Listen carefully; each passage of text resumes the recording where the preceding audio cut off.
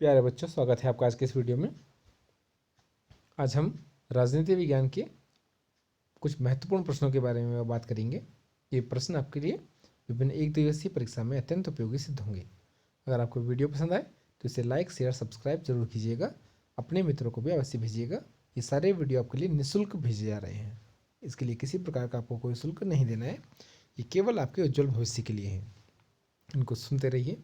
तो आइए शुरू करते हैं आपका वीडियो। निर्वाचन आयोग का गठन कौन करता है? तो भारत में राष्ट्रपति इसका गठन करते हैं। प्रत्यक्ष निर्वाचन क्या है? जिसमें जनता के द्वारा मतदान किया जाता है और अपने प्रतिनिधि चुने जाते हैं। निर्वाचन आयोग का गठन किस अनुच्छेद के अंतर्गत किया जाता है? तो अनुच्छेद 324 के अंतर्गत किया जाता है। भाग 15 में इसका उल्लेख किया गया है। भारत की निर्वाचन पद्धति किस देश से ली गई है? ये ब्रिटेन से ली गई है। मतदाताओं के पंजीयन का उत्तरदायित्व किसका है? तो जो निर्वाचक नामावली बनती है वो निर्वाचन आयोग इसको बनवाता है। निर्वाचन आयोग का जो मुख्य चेयरमैन होता है उसे क्या कहते हैं? तो उसे कहते हैं मुख्य निर्वाचन आयुक्त। भारत के प्रथम मुख्य निर्वाचन आयुक्त कौन थे? तो वो थे सुकुमार सेन। भारत में सर्वप्रथम मताधिकार के आधार पर प्रथम आम चुनाव कब हुआ था? तो ये हुआ था 1952 में। भारत में पहली बार महिलाओं को मताधिकार कब प्रारंभ हुआ या कब दिया गया था? तो ये था 1990 में, 1989। भारत में मतदान की न्यूनतम आयु क्या है? तो वो है 18 वर्ष। लोकसभा विधानसभा में किसी प्रत्याशी की जमानत राशि कब जब्त हो जाती है? जब वो मतदान का 1/6 भाग प्राप्त नहीं कर पाता। निर्वाचन आयोग की नियुक्ति कितने वर्ष के लिए की जाती है? तो ये 5 वर्ष के लिए की जाती है। मुख्य निर्वाचन आयुक्त को उसके पद से कैसे हटाया जा सकता है? तो महाभियोग जैसी प्रक्रिया के द्वारा इसको हटाया जा सकता है। महाभियोग की प्रक्रिया केवल राष्ट्रपति के लिए अपनाई जाती है अनुच्छेद 61 के अंतर्गत, और महाभियोग जैसी ही प्रक्रिया का प्रयोग किया जाता है मुख्य निर्वाचन आयुक्त को उसके पद से हटाने के लिए। विधान परिषद के चुनाव का संचालन कौन करता है? तो ये करते हैं निर्वाचन आयोग। दिनेश गोस्वामी समिति का संबंध किससे है? तो वो है निर्वाचन आयोग से। भारत के राष्ट्रपति के बारे में कुछ प्रश्न जान लेते हैं। भारत की कार्यपालिका का अध्यक्ष कौन होता है? तो वो है राष्ट्रपति। भारत में 2021 में रामनाथ कोविंद भारत के राष्ट्रपति हैं। भारत के राष्ट्रपति की तुलना किस देश के सम्राट से की जा सकती है? तो वो है ब्रिटेन के सम्राट से। राष्ट्रपति पद्धति में समस्त कार्यपालिका की शक्तियां किसमें निहित होती हैं? तो ये राष्ट्रपति में निहित होती हैं। भारतीय संविधान के अनुसार भारत का प्रथम नागरिक कौन होता है? तो ये है राष्ट्रपति। भारत की तीनों सेनाओं का सर्वोच्च सेनापति होता है राष्ट्रपति, और वर्तमान में इसके लिए एक नया पद भी बनाया गया था, CDS, chief of defence staff. 8 दिसंबर 2021 तक जनरल बिपिन रावत इसके अध्यक्ष थे, लेकिन 8 दिसंबर 2021 को उनकी मृत्यु हो चुकी है। आगे बढ़ते हैं। भारत के राष्ट्रपति पद के लिए उम्मीदवार की न्यूनतम आयु कितनी होनी चाहिए? तो ये न्यूनतम 35 वर्ष होना ही चाहिए। राष्ट्रपति का चुनाव किस पद्धति से होता है? तो समानुपातिक प्रतिनिधित्व की एकल संक्रमणीय मत प्रणाली के द्वारा इनका चुनाव होता है, जिसमें लोकसभा, राज्यसभा तथा राज्य विधानसभाओं के निर्वाचित सदस्य भाग लेते हैं। भारत के राष्ट्रपति का चुनाव कौन संचालित करता है? तो ये इसका उत्तरदायित्व निर्वाचन आयोग के पास है। राष्ट्रपति के चुनाव संबंधी जो मामले होते हैं वो कहाँ भेजे जाते हैं विवाद? तो उसका निर्णय करता है सुप्रीम कोर्ट, सर्वोच्च न्यायालय। भारत के राष्ट्रपति का चुनाव कितने वर्षों के लिए होता है? तो ये 5 वर्ष के लिए होता है। राष्ट्रपति को उसके पद से कैसे हटाया जा सकता है? तो संसद द्वारा अनुच्छेद 61 के द्वारा महाभियोग चलाकर उसको हटाया जा सकता है। राष्ट्रपति पर महाभियोग किस आधार पर लगाया जा सकता है? तो संविधान का अतिक्रमण करने के आधार पर उसको उसके पद से हटाया जा सकता है। संसद के बारे में कुछ जान लेते हैं। भारत की संघीय व्यवस्था को किस नाम से जाना जाता है? तो उसे हम संसद कहते हैं। व्यवस्थापिका को ही विधायिका के नाम से भी जाना जाता है। विधायिका अर्थात विधि का निर्माण करने वाली संस्था अर्थात संसद। संसद की कौन कौन से अंग होते हैं? तो संसद में लोकसभा, राज्यसभा और राष्ट्रपति शामिल होते हैं। संसद के कितने सदन होते हैं? तो 2 सदन होते हैं, लोकसभा और राज्यसभा। संसद के किस सदन को हाउस ऑफ रिप्रेजेंटेटिव कहा जाता है? तो ये लोकसभा को कहा जाता है। संसद का स्थायी सदन कौन सा है? तो वो है राज्यसभा, जिसका कार्यकाल 6 वर्ष होता है और प्रतिवर्ष 1/3 सदस्य इससे पदमुक्त होते रहते हैं। भारतीय संसद का तीसरा महत्वपूर्ण अंग कौन सा है? तो वो है राष्ट्रपति। राष्ट्रपति विभिन्न जो कानून बनते हैं, विधेयक पास होते हैं, उन पर हस्ताक्षर करके उन्हें अंतिम रूप प्रदान करता है। संसद के 2 अधिवेशनों के मध्य अधिकतम कितना अंतराल हो सकता है? तो ये 6 महीने से अधिक नहीं हो सकता। भारतीय संसद को कौन भंग कर सकता है? तो इसका अधिकार केवल राष्ट्रपति को है। भारतीय संसद की संप्रभुता किससे संबंधित है या प्रतिबंधित है? तो इसको प्रतिबंधित करने का अधिकार न्यायिक समीक्षा को है। जुडिशियल रिव्यू भी आप कर सकते हैं इसमें। न्यायिक पुनरावलोकन का प्रयोग करते हैं न्यायिक समीक्षा। साधारण विधेयक से संबंधित गतिरोध को दूर करने के लिए संसद के दोनों सदनों की संयुक्त बैठक कौन बुलाता है? तो ये राष्ट्रपति बुलाते हैं। और यदि पूछा जाए कि संयुक्त बैठक की अध्यक्षता कौन करता है, तो वो करता है लोकसभा अध्यक्ष। 2021 में ओम बिरला इसके अध्यक्ष हैं लोकसभा के। स्वतंत्र भारत में अब तक कितनी बार संयुक्त अधिवेशन हो चुके हैं? तो अब तक केवल 4 बार इसका आयोजन किया गया है। क्या राष्ट्रपति या उपराष्ट्रपति कभी संयुक्त अधिवेशनों की अध्यक्षता कर सकता है? बिल्कुल नहीं, वो केवल बुला सकता है। अध्यक्षता लोकसभा अध्यक्ष ही करेंगे। एक वर्ष में कम से कम कितनी बार संसद की बैठक होना आवश्यक है?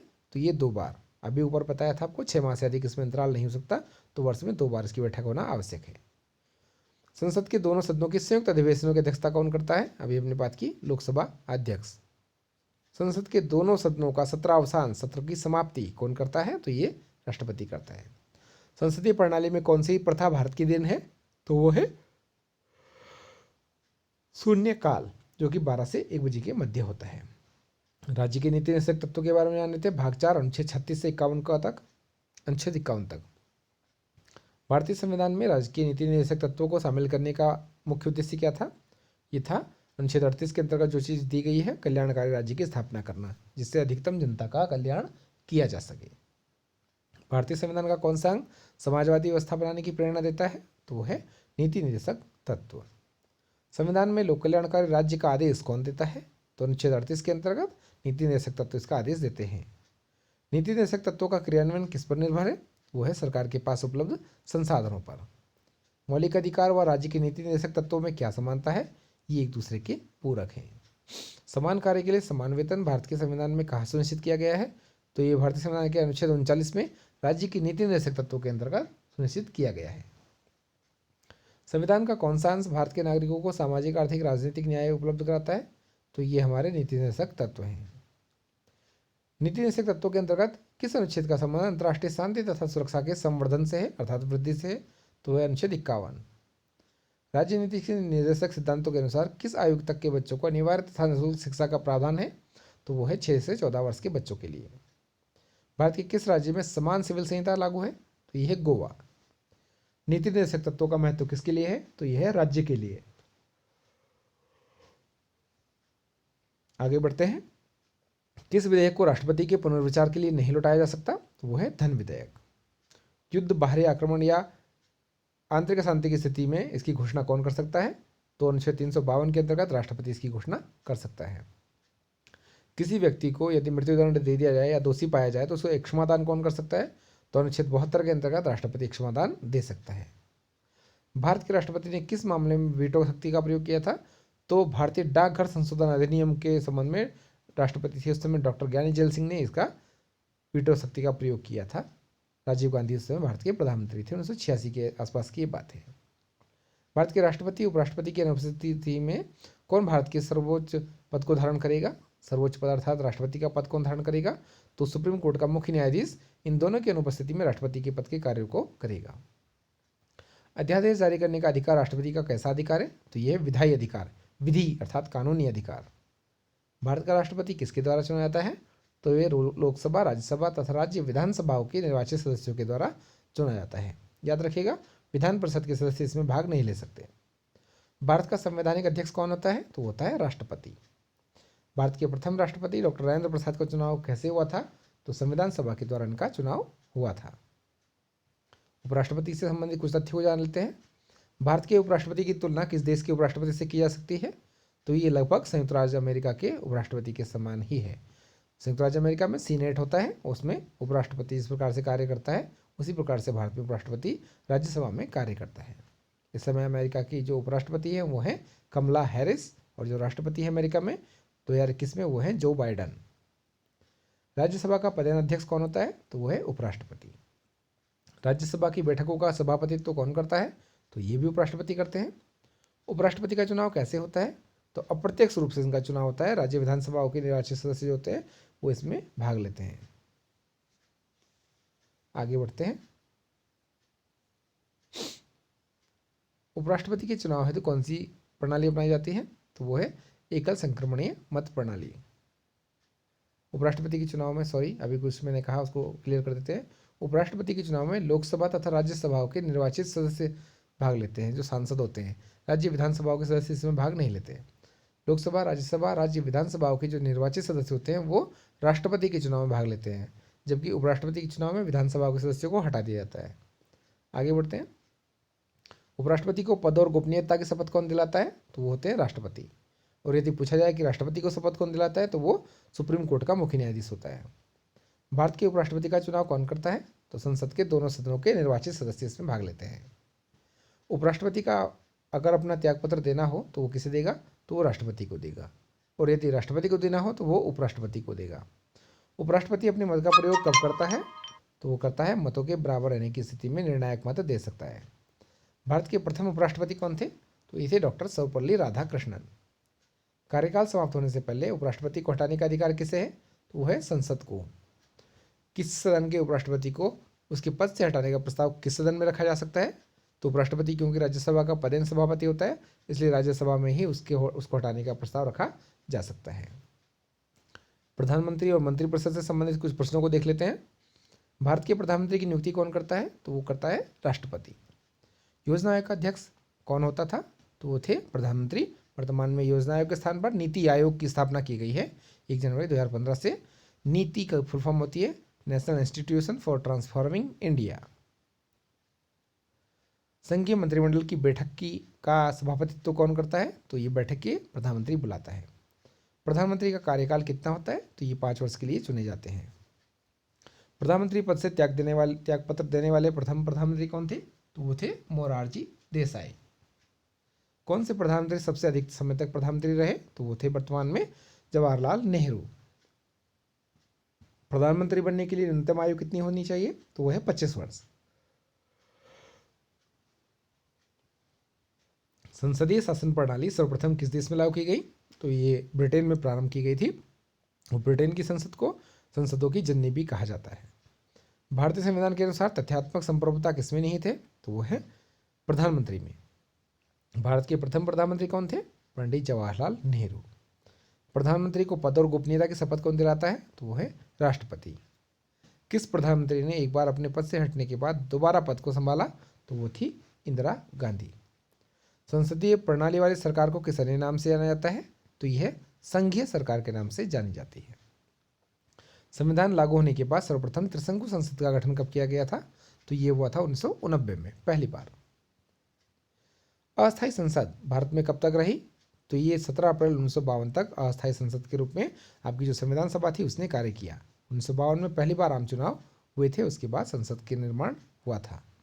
संसद भवन, जिसे हम पार्लियामेंट हाउस भी कहते हैं, इसका उद्घाटन कब हुआ था?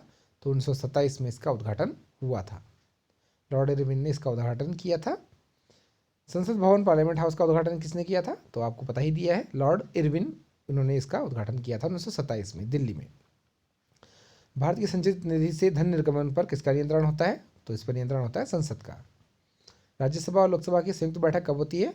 जब इन दोनों में कोई मतभेद होता है। संसद का निम्न सदन लोकसभा कहलाता है और उच्च सदन राज्यसभा कहलाता है।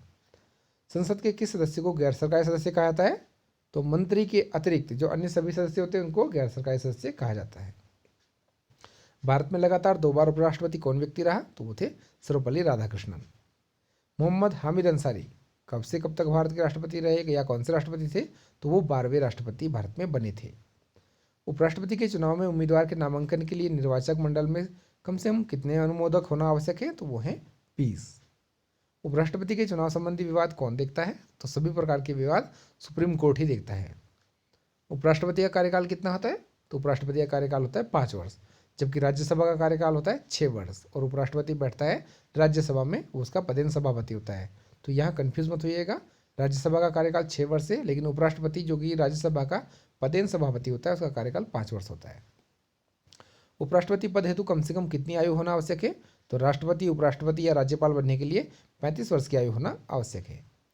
भारतीय संविधान के किस अनुच्छेद में उपराष्ट्रपति पद का वर्णन किया गया है? तो यह अनुच्छेद 63। उपराष्ट्रपति किस सदन का सदस्य नहीं हो सकता? वो है राज्यसभा।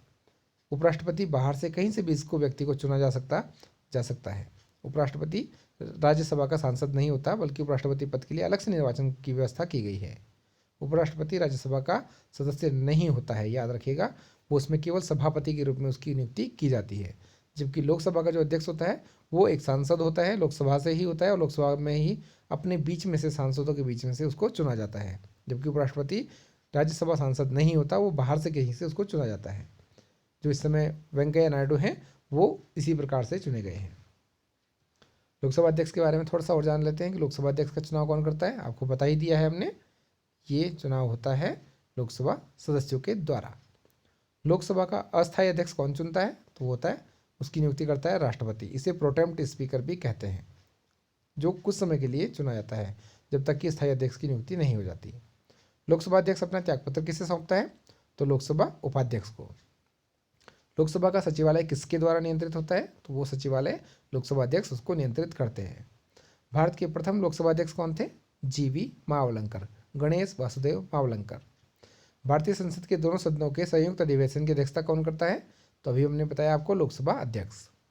लोकसभा में किसी विधेयक को धन विधेयक के रूप में कौन प्रमाणित करता है, तो ये भी लोकसभा अध्यक्ष इसको प्रमाणित करता है। किसी समिति का पदेन अध्यक्ष लोकसभा अध्यक्ष होता है, ये नियम समिति कहलाती है। लोकसभा महासचिव की नियुक्ति कौन करता है, तो लोकसभा महासचिव की नियुक्ति करता है लोकसभा अध्यक्ष। किस स्पीकर के खिलाफ अविश्वास प्रस्ताव लाया गया था, तो वो थे के.एस. हेगड़े। लोकसभा का जनक किसे कहा जाता है, तो ये थे गणेश वासुदेव मावलंकर। लोकसभा के प्रथम उपाध्यक्ष कौन थे, तो वो थे अनंत शयनम अयंगर। किस लोकसभा अध्यक्ष का कार्यकाल सबसे लंबा रहा, तो वो थे बलराम जाखड़। लोकसभा के अध्यक्ष या उपाध्यक्ष की अनुपस्थिति में लोकसभा की अध्यक्षता कौन करता है, तो जो लोकसभा का वरिष्ठतम सदस्य होगा उसको उस पद पर आसीन किया जाता है कुछ समय के लिए। राष्ट्रमंडल अध्यक्षों को सम्मेलन का पदेन महासचिव कौन होता है, तो लोकसभा महासचिव इसके पदेन महासचिव होते हैं। भारत के लोकसभा अध्यक्ष किस देश की हाउस ऑफ कॉमन्स के अध्यक्ष के समान होते हैं, तो वो है इंग्लैंड की। भारत की प्रथम महिला लोकसभा अध्यक्ष कौन थी, तो ये थी मीरा कुमार। राज्यसभा के संबंध में कुछ हल्की फुल्की जानकारी देख लेते हैं। वर्तमान में राज्यसभा में सदस्यों की संख्या कितनी है, तो ये है 245। इसमें 243 निर्वाचित सदस्य होते हैं, 2 व्यक्ति मनोनीत होते हैं, कुल 245 हो गए हैं। अधिकतम संख्या इसमें 250 हो सकती है, जबकि लोकसभा में 552 हो सकती है फिलहाल। राज्यसभा के लिए प्रत्येक राज्य के प्रतिनिधियों का चुनाव कौन करता है, तो राज्य विधानसभा के निर्वाचित सदस्य इसका चुनाव करते हैं। उत्तराखंड से राज्यसभा में 3 सीटें आती हैं, लोकसभा में 5 सांसद और राज्यसभा में 3, कुल 8 सदस्य। राज्यसभा में राज्यों का प्रतिनिधित्व किस पर निर्भर करता है, तो वो वहाँ की जनसंख्या पर निर्भर करता है। उत्तराखंड से 8 सीटें होने का मुख्य कारण है, उत्तराखंड की जनसंख्या 2001 में जब ये था तो उस समय स्थापना के समय 84,79,562 यहाँ पर लोग रहते थे। तो 84 लाख के हिसाब से 8 सांसद लिए गए, 5 लोकसभा में और 3 राज्यसभा में। राज्यसभा में किस राज्य के प्रतिनिधियों की संख्या सर्वाधिक है, तो वो है उत्तर प्रदेश। राज्यसभा सदस्य का कार्यकाल कितना होता है, तो आपको बता ही दिया है 6 वर्ष, जबकि उपराष्ट्रपति का 5 वर्ष। राज्यसभा सांसद बनने के लिए न्यूनतम आयु होनी चाहिए 30 वर्ष। किस सदन को भंग नहीं किया जा सकता, तो वो है राज्यसभा। लोकसभा राज्यसभा की गणपूर्ति अर्थात न्यूनतम संख्या कितनी होनी चाहिए, 1/10 सदस्य। कौन सा सदन है जिसका अध्यक्ष उस सदन का सदस्य नहीं होता, याद रखिएगा राज्यसभा। इसमें उपराष्ट्रपति बैठते हैं जो कि पदेन सभापति होते हैं। लोकसभा द्वारा पारित धन विधेयक राज्यसभा को प्राप्त होने के कितने दिन के अंदर लोकसभा को लौटाया जाना आवश्यक होता है, तो यह है 14 दिन।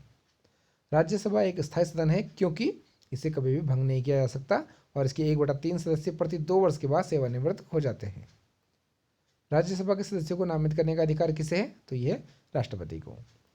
राज्यसभा का पहली बार गठन कब किया गया, तो राज्यसभा 3 अप्रैल 1952 को बनाई गई थी पहली बार। राज्यसभा की पहली बैठक कब हुई, तो 13 मई 1952 को इसकी पहली बैठक हुई थी। भारत में किसकी स्वीकृति के बिना कोई भी सरकारी खर्चा नहीं किया जा सकता, वो है संसद। राज्यसभा के सभापति की अनुपस्थिति में राज्यसभा का संचालन कौन करता है, तो ये करते हैं उपसभापति। राज्यसभा के द्विवार्षिक चुनावों की अधिसूचना कौन जारी करता है, तो ये निर्वाचन आयोग करता है। पंचायती राज से संबंधित कुछ प्रश्न देख लेते हैं। संविधान के किस भाग में पंचायती राज की व्यवस्था का वर्णन है, तो ये भाग 9 में इसका उल्लेख है। पंचायत राज व्यवस्था किस पर आधारित है, तो ये सत्ता के विकेंद्रीकरण पर आधारित है। पंचायत राज का मुख्य उद्देश्य क्या है, जनता को शासन में भागीदारी योग्य बनाना। किसके अंतर्गत पंचायत राज व्यवस्था का वर्णन किया गया है, तो यह नीति निर्देशक तत्वों के अंतर्गत इसका उल्लेख किया गया है। संविधान के किस संशोधन के द्वारा पंचायत राज संस्थाओं को संवैधानिक दर्जा दिया गया? वो थे 75वें संविधान संशोधन। 75वें संविधान संशोधन के द्वारा कौन सी अनुसूची जोड़ी गई थी? तो वो थी 11वीं अनुसूची।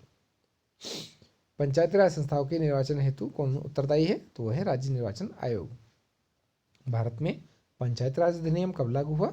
25 अप्रैल 1993 से। इसे पंचायत राज दिवस के रूप में भी मनाया जाता है। सर्वप्रथम पंचायत राज व्यवस्था कहाँ लागू की गई? तो 2 अक्टूबर 1959 को राजस्थान के नागौर में से लागू किया गया था। उस समय प्रधानमंत्री पंडित जवाहरलाल नेहरू थे, याद रखिएगा। देश के सामाजिक एवं सांस्कृतिक उत्थान के लिए कौन सा कार्यक्रम चलाया गया था? तो 1952 में सामुदायिक विकास कार्यक्रम भारत में चलाया गया था 2 अक्टूबर 1952 को। सुप्रीम कोर्ट से संबंधित कुछ प्रश्न देख लेते हैं। भारतीय संविधान का संरक्षक और व्याख्याकार कौन है? तो यह है सर्वोच्च न्यायालय, सुप्रीम कोर्ट।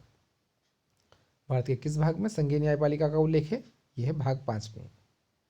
किस अधिनियम के अंतर्गत सर्वोच्च न्यायालय की स्थापना की गई? तो ये की गई थी रेगुलेटिंग एक्ट 1773 के अंतर्गत कलकत्ता में इसकी स्थापना की गई थी। और प्रथम मुख्य न्यायाधीश थे इसमें सर एलिजा इम्पे, याद रखिएगा। सुप्रीम कोर्ट जो था पहले कलकत्ता में इसकी स्थापना की गई थी 1773 में। उच्चतम न्यायालय में न्यायाधीशों की संख्या में वृद्धि का अधिकार किसे है? तो ये संसद को। 2021 में सुप्रीम कोर्ट में मुख्य न्यायाधीशों सहित कुल संख्या 34 है, जिसमें 33 सहायक न्यायाधीश और 1 मुख्य न्यायाधीश होता है। 2021 में वर्तमान में PN रमणा सुप्रीम कोर्ट के मुख्य न्यायाधीश हैं।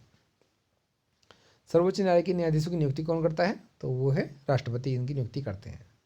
उच्चतम न्यायालय के न्यायाधीशों की सेवानिवृत्ति की आयु 65 वर्ष है, याद रखिएगा। सर्वोच्च न्यायालय का गठन एवं उसकी शक्तियां एवं न्यायाधीशों को हटाने की जो तरीका है किस संविधान से लिया गया है? तो ये सभी कुछ चीज़ें अमेरिका से ली गई है। अमेरिका और भारत में दोनों चीज़ें समान हैं। क्या सेवानिवृत्ति के पश्चात सुप्रीम कोर्ट का न्यायाधीश कहीं पर वकालत कर सकता है? तो बिल्कुल नहीं, इस पर प्रतिबंध लगाया गया है। किस अनुच्छेद के अंतर्गत सुप्रीम कोर्ट के द्वारा परामर्श दिया जाता है? तो अनुच्छेद 143 के द्वारा सुप्रीम कोर्ट भारत के राष्ट्रपति को परामर्श देता है। न्यायिक पुनरावलोकन का अधिकार किससे है? तो स्वतंत्र न्यायपालिका को है। सर्वोच्च न्यायालय के जजों का वेतन किससे निकाला जाता है? तो ये भारत के संचित निधि से को निकाला जाता है। सर्वोच्च न्यायालय के न्यायाधीश को उसके पद से कैसे हटाया जा सकता है? तो ये भी महाभियोग जैसी प्रक्रिया के द्वारा इनको हटाया जा सकता है। भारत के प्रथम मुख्य न्यायाधीश कौन थे? वो थे हीरालाल जे कानिया, HJ कानिया। किस अनुच्छेद के अंतर्गत संविधान सर्वोच्च न्यायालय को अभिलेख न्यायालय के रूप में कार्य करने की अनुमति देता है? तो यह है अनुच्छेद 129। राज्यपाल से संबंधित कुछ प्रश्नों को जान लेते हैं। राज्य की कार्यपालिका शक्ति किसमें निहित होती है? राज्यपाल में। राज्यपाल की नियुक्ति कौन करता है? राष्ट्रपति। किस व्यक्ति को हटाने का प्रावधान संविधान में नहीं है? तो वो है राज्यपाल। राज्यपाल का कार्यकाल सामान्यतः कितने वर्ष होता है? ये 5 वर्ष लिखा होता है अधिकांश, लेकिन यह कुछ स्थिर नहीं है। जब चाहे इनको उनके पद से हटाया जा सकता है। राज्यपाल को 1 या 1 से अधिक राज्यों का भी राज्यपाल बनाया जा सकता है। राज्यपाल का वेतन भत्ता किस कोष से आता है? तो राज्य की संचित निधि से वेतन भत्ते दिए जाते हैं। राज्य सरकार का संवैधानिक प्रमुख कौन होता है? तो वो है राज्यपाल। राज्यपाल अपना त्यागपत्र किसे देता है? तो राष्ट्रपति को देता है, क्योंकि ये केंद्र का प्रतिनिधि होता है। राष्ट्रपति इसकी नियुक्ति करता है। राष्ट्रपति शासन में राज्य का संचालन कौन करता है? तो ये अनुच्छेद 356 के अंतर्गत राज्यपाल इसका संचालन करता है, केंद्र में राष्ट्रपति का प्रतिनिधि बनकर। राज्यपाल पद हेतु न्यूनतम आयु है 35 वर्ष। राज्यपाल विधानसभा में कितने आंग्ल भारतीय सदस्यों की नियुक्ति कर सकता है? तो विधान परिषद में 1 सदस्य की नियुक्ति ये व्यक्ति कर सकता है। भारत की प्रथम महिला राज्यपाल कौन थी? तो इनका नाम है सरोजनी नायडू। किसकी अनुमति के बिना राज्य की विधानसभा में कोई धन विधेयक पारित नहीं किया जा सकता या पास नहीं किया जा सकता? वो है राज्यपाल। राज्यपाल द्वारा जारी किया गया अध्यादेश किसके द्वारा मंजूर किया जाता है? वो तो विधानमंडल के द्वारा ये मंजूर किया जाता है। अध्यादेश अनुच्छेद 123 में इसका उल्लेख है, भारत के राष्ट्रपति द्वारा भी जारी किया जाता है और अधिकतम 6 महीने के लिए लागू रह सकता है। राज्य सरकार को कौन भंग कर सकता है? तो याद रखिएगा, राज्यपाल इसे भंग कर सकता है। राज्य के मुख्यमंत्री की नियुक्ति कौन करता है? राज्यपाल इसकी नियुक्ति करता है। राज्यपाल की मुख्य भूमिका क्या है? वो केंद्र और राज्य के मध्य कड़ी का कार्य करता है और केंद्र का प्रतिनिधि होता है। किसी राज्य के राज्यपाल को शपथ ग्रहण कौन कराता है? तो उस राज्य का मुख्य न्यायाधीश। किस राज्य के राज्यपाल शासन लागू किया गया? तो जम्मू कश्मीर में पूर्व में जब धारा 370 लागू थी तो वहाँ राज्यपाल शासन लागू किया जाता था, राष्ट्रपति शासन वहाँ नहीं लगता था। भारत के किस राज्य में प्रथम महिला राज्यपाल बनी? तो वो थी उत्तर प्रदेश। सरोजनी नायडू का जिक्र भी हमने किया था। जम्मू कश्मीर के संविधान के अनुसार राज्य में अधिकतम कितने समय के लिए राज्यपाल शासन लगाया जा सकता था? तो ये 6 माह। अब वो जो जम्मू कश्मीर है वो राज्य नहीं रहा, 2 केंद्र शासित प्रदेशों में है, तो वहाँ राष्ट्रपति शासन लगाया जा सकता है वर्तमान में। जम्मू कश्मीर का सदर रियासत पद बदलकर राज्यपाल कब किया गया? तो ये 1965 में किया गया। राज्य सरकार को कौन भंग कर सकता है? तो राज्यपाल की सिफारिश पर राष्ट्रपति इसको भंग कर सकता है। आगे देखते हैं, भारत में किसकी सिफारिश पर पंचायती राज व्यवस्था स्थापित की गई थी? तो ये थी बलवंत राय मेहता समिति। पंचायत राज की सबसे छोटी इकाई का नाम क्या है? तो वह है ग्राम पंचायत। बलवंत राय मेहता समिति के प्रतिवेदन के अनुसार महत्वपूर्ण संस्था कौन सी है? तो वो थी पंचायत समिति। पंचायती राज संस्थाओं के संगठन के 2 स्तर कौन से होने चाहिए, या इसका सुझाव 2 स्तरीय समिति का सुझाव किसने दिया था? तो ये दिया था अशोक मेहता समिति ने। पंचायत स्तर पर राज्य सरकार का प्रतिनिधित्व कौन करता है? तो ये करता है ग्राम प्रधान। राज्य सूची विषय किस सूची में रखा गया है? तो ये पंचायत राज को राज्य सूची में रखा गया है। किस संशोधन में महिलाओं को ग्राम पंचायतों में 1/3 आरक्षण दिया गया है, अर्थात 33% आरक्षण दिया गया है? तो ये था 73वें संविधान संशोधन। उत्तराखंड में ये 50% आरक्षण है पंचायतों में महिलाओं को। पंचायत चुनाव लड़ने के लिए न्यूनतम कितनी आयु होनी चाहिए? तो ये 21 वर्ष इसकी आयु होनी चाहिए। पंचायत राज संस्थाएं अपनी निधि हेतु किस पर निर्भर करती हैं? तो वह है सरकारी अनुदान पर। भारत में पहला नगर निगम कहाँ स्थापित हुआ? तो ये चेन्नई में स्थापित हुआ था। ग्राम पंचायतों की आय का स्रोत क्या है? तो वह है मेला व बाजार। पंचायती राज प्रणाली में ग्राम पंचायत का गठन किस स्तर पर होता है? तो ये होता है ग्राम स्तर पर। पंचायती राज संस्था का कार्यकाल कितने वर्ष होता है? 5 वर्ष। 73वें संविधान संशोधन में पंचायती राज संस्थाओं के लिए किस प्रकार के चुनाव का प्रावधान है? तो प्रत्यक्ष एवं गुप्त मतदान का प्रावधान है। जवाहरलाल नेहरू के बाद भारत के प्रधानमंत्री कौन बने थे? तो इनकी मृत्यु होने के पश्चात गुलजारीलाल नंदा को भारत का अस्थायी प्रधानमंत्री बनाया गया था, कार्यवाहक प्रधानमंत्री भी कह सकते हैं। संसदीय शासन प्रणाली में वास्तविक कार्यपालिका की शक्ति किसके पास होती है? तो ये प्रधानमंत्री के पास होती है। सबसे कम आयु के प्रधानमंत्री कौन बने? तो इंदिरा गांधी की हत्या के पश्चात राजीव गांधी उनके पुत्र 1984 में भारत के प्रधानमंत्री बने थे। लोकसभा में बहुमत दल का नेता कौन होता है? तो ये प्रधानमंत्री होते हैं। किस प्रधानमंत्री की नियुक्ति के समय किसी भी सदन के सदस्य नहीं थे वो? तो HD देवगौड़ा, ये विधानसभा से थे, विधायक थे और सीधे भारत के प्रधानमंत्री बन गए थे। ये लोकसभा या राज्यसभा से सदस्य नहीं थे। कौन से प्रधानमंत्री एक भी दिन संसद नहीं गए? तो वो थे चौधरी चरण सिंह। यथार्थ कार्यपालिका की समझ शक्ति किसमें निहित होती है? तो ये मंत्रिपरिषद में निहित होती है। मंत्रिमंडल और मंत्रिपरिषद में याद रखिएगा, मंत्रिपरिषद बड़ी होती है, मंत्रिमंडल छोटा होता है। संघीय मंत्रिपरिषद के मंत्री किसके प्रति उत्तरदायी होते हैं? तो ये लोकसभा के प्रति उत्तरदायी होते हैं। भारत में किसी भी सदन का सदस्य बने बिना कोई व्यक्ति कितने समय तक मंत्री बना रह सकता है? तो अधिकतम 6 माह तक वो मंत्री बना रह सकता है। संविधान के किस अनुच्छेद में मंत्रिपरिषद की नियुक्ति व पदच्युति का वर्णन किया गया है? तो अनुच्छेद 75 में इसका उल्लेख किया गया है। मंत्रिमंडल का गठन कौन करता है? तो केंद्रीय मंत्री इसका गठन करते हैं। स्वतंत्र भारत के प्रथम कानून या विधि मंत्री कौन थे? तो ये थे डॉक्टर भीमराव अंबेडकर। संसद में मंत्रिपरिषद कौन सा प्रस्ताव रख सकती है? तो वो विश्वास प्रस्ताव रख सकती है, जबकि विपक्ष अविश्वास प्रस्ताव रखता है। मंत्रिपरिषद के सदस्यों को गोपनीयता की शपथ कौन दिलाता है? तो ये राष्ट्रपति दिलाते हैं। भारत के मंत्रिपरिषद में अधिकतम सदस्य कहाँ से लिए जाते हैं? तो वो लोकसभा से ही लिए जाते हैं। स्वतंत्र भारत के प्रथम प्रतिरक्षा मंत्री, जिसको रक्षा मंत्री कहते हैं, कौन थे? तो वो थे सरदार वल्लभ भाई पटेल। ये हमारे गृह मंत्री भी थे। स्वतंत्र भारत के प्रथम वित्त मंत्री कौन थे? तो थे जॉन मथाई। प्यारे बच्चों, इस भाग में आपने राजनीति विज्ञान के लगभग 250 प्रश्नों को जाना। अगर आपको ये वीडियो पसंद आएगा तो इसे अपने मित्रों को अवश्य भेजिएगा। इसे लाइक शेयर सब्सक्राइब जरूर कीजिएगा। इसके बाद आपको अर्थशास्त्र के तथा भूगोल के भी महत्वपूर्ण प्रश्नों की जानकारी मैं दूंगा। आशा है वीडियो आपके उज्जवल भविष्य के लिए बहुत लाभदायक सिद्ध होगा। निःशुल्क पढ़ने के लिए इस वीडियो को लाइक शेयर सब्सक्राइब जरूर करते रहिए। यदि आप लाइक शेयर सब्सक्राइब करेंगे तो हमें अन्य वीडियो बनाने की प्रेरणा आपसे मिलती रहेगी। आज के लिए इतना ही। धन्यवाद।